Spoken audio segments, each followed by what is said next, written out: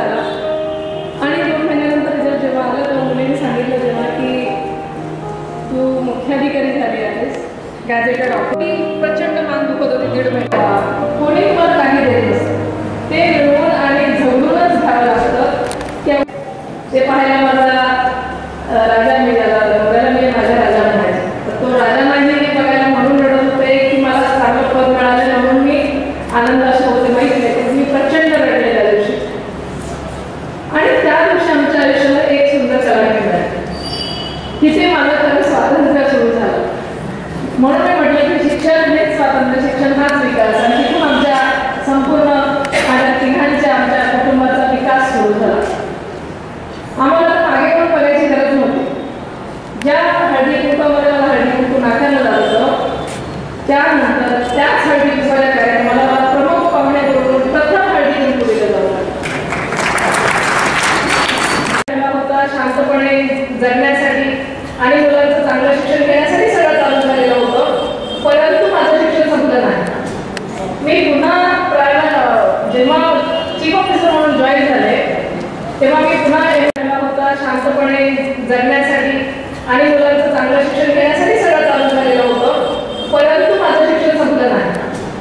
मी पुन्हा जेव्हा chief officer म्हणून जॉईन झाले तेव्हा मी पुन्हा ते पाहायला माझा राजा मिळाला, बघायला मी माझ्या राजा म्हणायचे. तर तो राजा नाही हे बघायला म्हणून रडत होते की मला चांगलं पद मिळालं म्हणून मी आनंद असे होते माहीत नाही, पण मी प्रचंड रडले त्या दिवशी.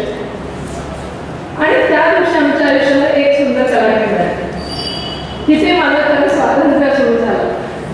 म्हणून मी म्हटलं की शिक्षण हेच स्वातंत्र्य, शिक्षण हाच विकास. आणि तिथून आमच्या संपूर्ण माझ्या तिघांच्या आमच्या कुटुंबाचा विकास सुरू झाला.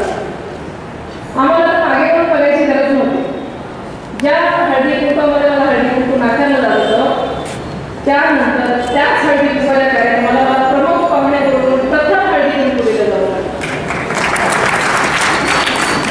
सोशियोलॉजीचा पेपर जो होता तो एक पेपर, पहिला प्रश्न हा 19 फुल स्केपचा 9 फुल स्केपचा एक प्रश्नाचं उत्तर लिहिलं होतं. आणि त्यानंतर मला जो हा कंटिन्यू चालू होता तो मी 49 फुल स्केप एका प्रश्नाला एका पेपरला लिहिलेले आहे. आणि ते 49 फुल स्केप लिहिल्यानंतर माझ्या लक्षात आलं की मी हा पेन असा खाली ठेवला तर मला हातच उचलता येणार, म्हणजे हात मोडला की काय अशी अवस्था झाली. शिक्षक म्हणाले की त्या असतात ना पर्यवेक्षिका, त्यामुळे की काय वेड्यासारखं लिहित होतं. म्हटलं वेड्यासारखं नाही, माझ्या जीवन मरणाचा प्रश्न आहे म्हणून तुम्हाला ते कळणार नाही म्हटलं. आणि लिटरली मला पेनाचं झाकणही नंतर लावता आलं नाही, मला सप्लिमेंटरी बांधता आलं नाही, ते सगळं त्यांनी केलं. आणि दुसऱ्या दिवशी पुन्हा भूगोलाच्या पेपरला पुन्हा तो प्रचंड हात दुखत होता, पुन्हा पेन केल्याच खात्या. आणि भूगोलाच्या पेपरला आणखी काय ते दुष्काळात चेहरा बेंचने हलत होता, तो उंचही होता, असं सगळं. म्हणजे दुष्काळात तिथे संकटांचं कुठेही वारंवार नव्हतं. सगळ्या बाजूची अशी पुरेपूर संकट होती.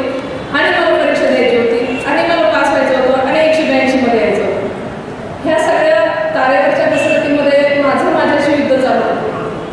पहिलं युद्ध चालू होतं की जे पतिविरहाचं दुःख होतं ते विसरणं, ते शक्यच नव्हतं. दुसरं युद्ध चालू होतं की मुलांना पुढे कसं वाढवायचं आहे, त्यांना नक्की शिक्षण कसं देणार आहे ते माहीत नव्हतं, उद्याचं भविष्य माहीत नव्हतं. आणि अशा वेळी स्ट्रगल करून कंटिन्यू अभ्यास करून मुलांचा एकीकडे अभ्यास करून त्यांचं शिक्षण चालू असताना माझं शिक्षण चालू ठेवायचं.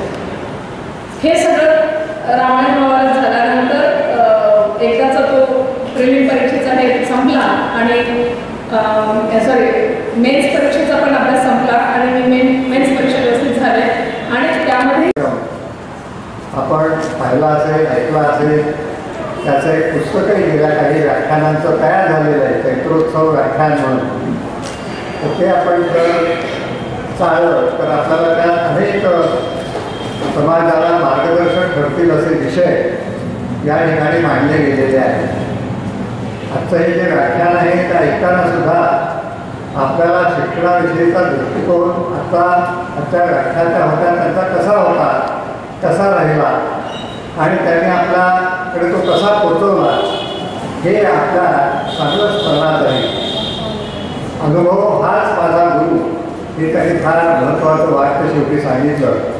आणि आपल्यालाही आपल्या वैयक्तिक जीवनामध्ये ध्यानात येत असेल की आपल्याला जे विविध अनुभव येतात आणि त्या अनुभवातूनच